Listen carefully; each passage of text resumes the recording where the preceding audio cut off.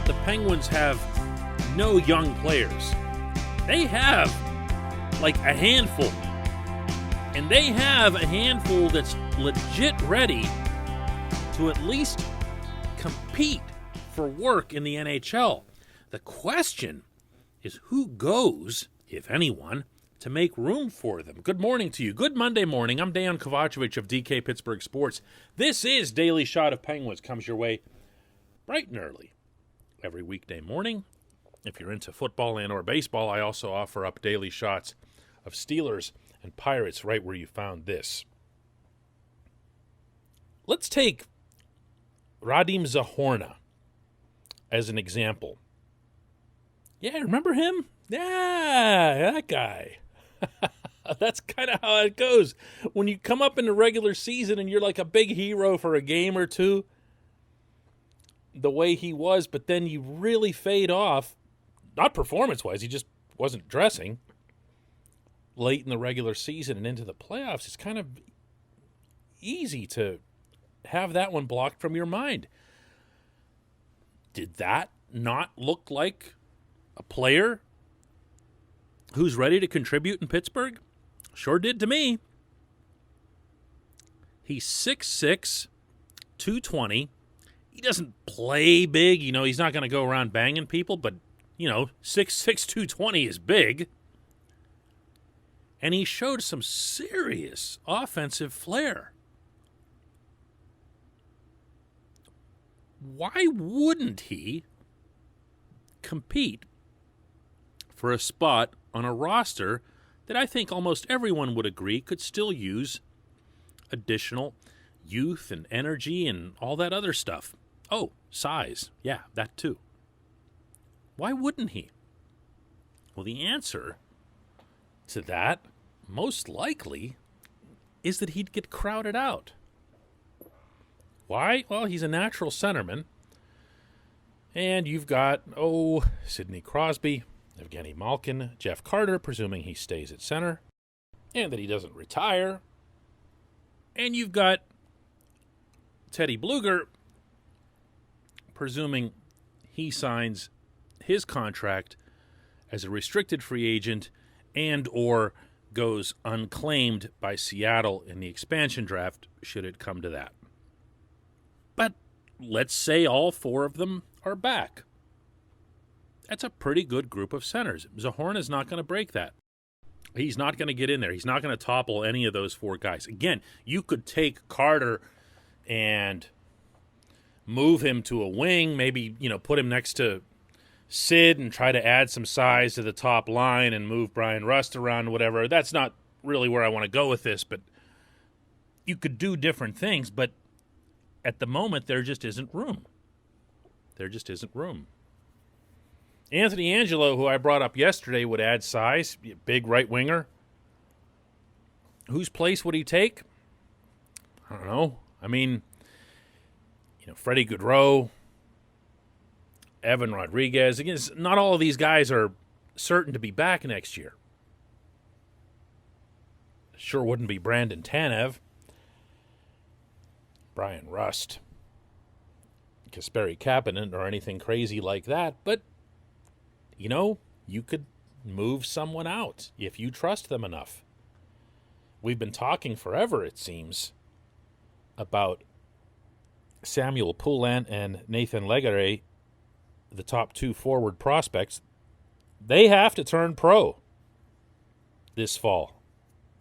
They don't have any more junior eligibility. My guess, and a very strong one at that, is that they're going to start out in Wilkes-Barre no matter what it is that they do at training camp, and I'm okay with that. There's a lot, in particular, for Poulin to learn about a 200-foot game at the professional level. They both have the talent to play in the NHL, but again, where?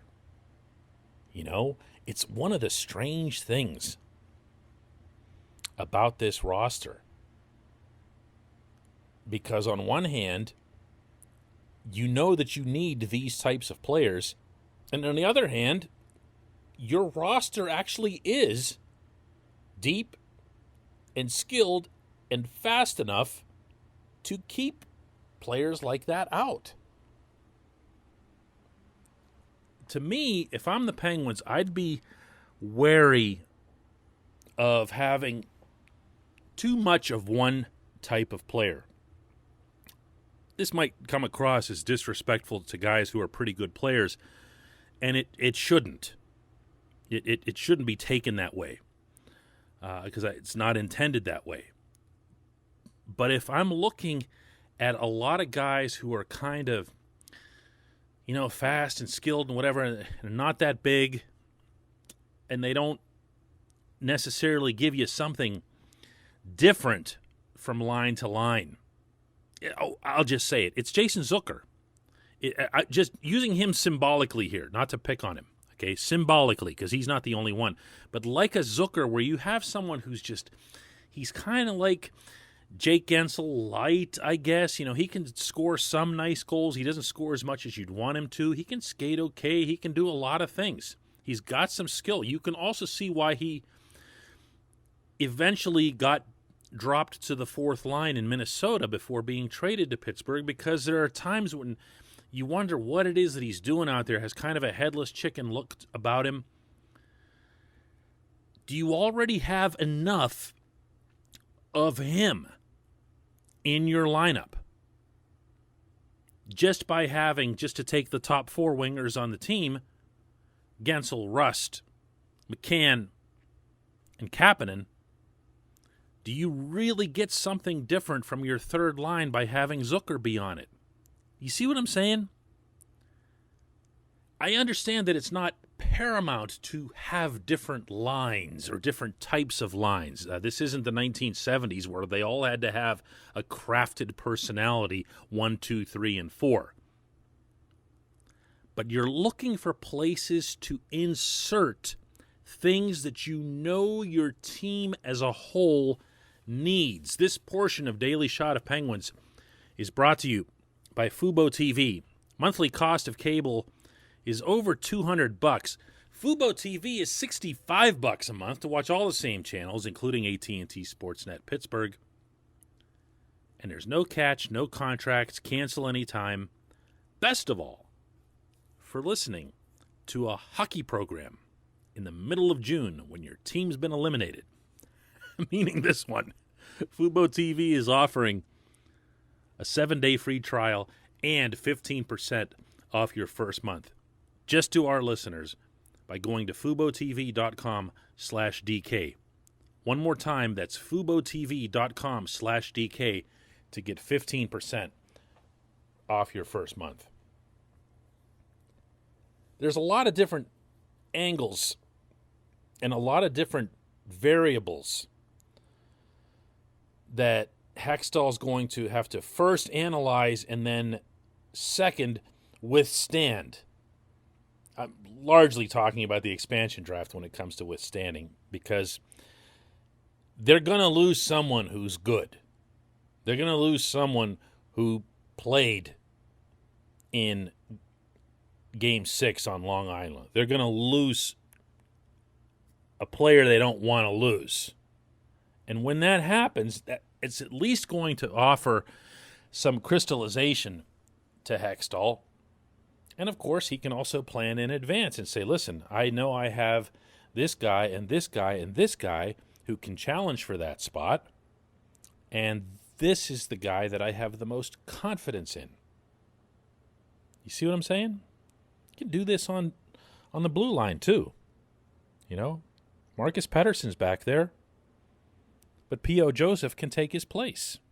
Again, not saying that to sound disrespectful, but you have that many defensemen on your roster, and P.O. came up and showed what he could do, and he could do it for a lot less, which helps you with cap space, which helps you go get a goaltender. Wow! Somehow I ended this with go get a goaltender. I'm going to end up making this like a thing that I do all summer long, like the 6 degrees of Kevin Bacon, where everything comes back to getting another goaltender. When we come back, just one question.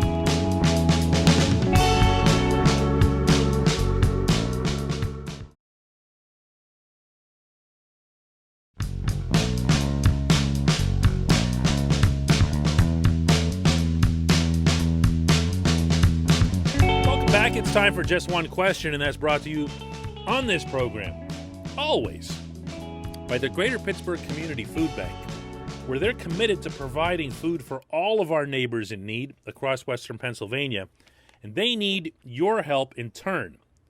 And if you're a regular listener, you know that I'm about to tell you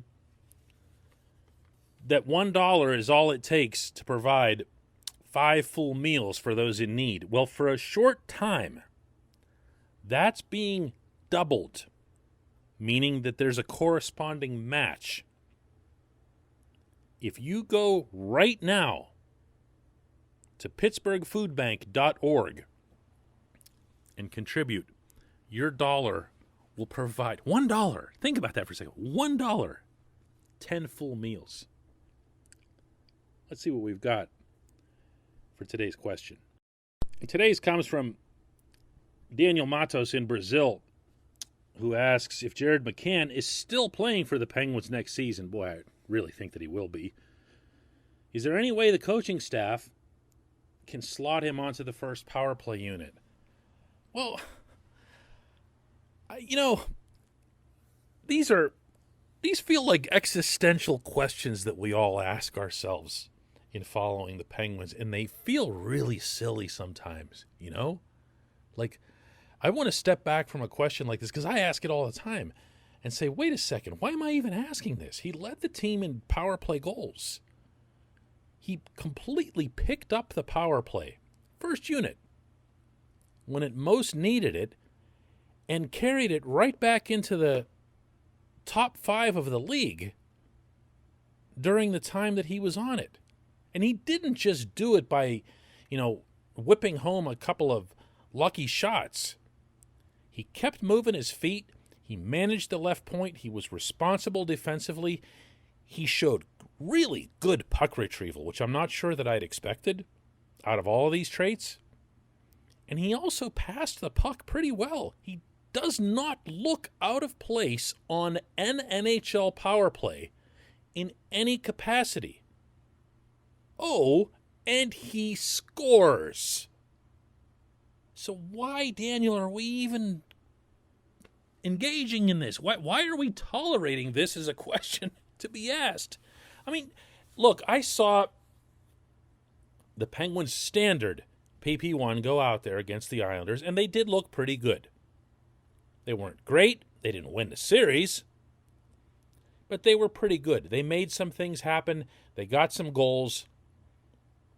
And I'm still just trying to wrap my head around not having him out there when he's the one scoring all the goals. The idea that Sid has to be surrounded by Jake and Rust, which makes for the only plausible explanation, I didn't say acceptable, I said plausible, as to why Sullivan and Todd Reardon go along with it, I don't get it. I just don't. I don't see why it can't be done. I don't see why you can't take Jake Gensel off the power play. I don't see why you can't take Brian Rust off the power play. If you're determined on having Gino at the left point, you probably should be. If you're determined to have Chris Letang at the right point, you absolutely should be. And Sid is never even up for discussion. It's one of those two. But it's one of those two coming off for somebody who's scoring all the goals. I appreciate the question. I appreciate everybody listening to Daily Shot of Penguins. I'll appreciate it all the more when the Vegas Flowers take care of Les Habitants tonight in Game 1. We'll talk about that more tomorrow. Hey everybody, thanks for listening. Please subscribe to our DK Pittsburgh Sports channel and don't forget to hit the bell to get notified every time we post a new video or podcast.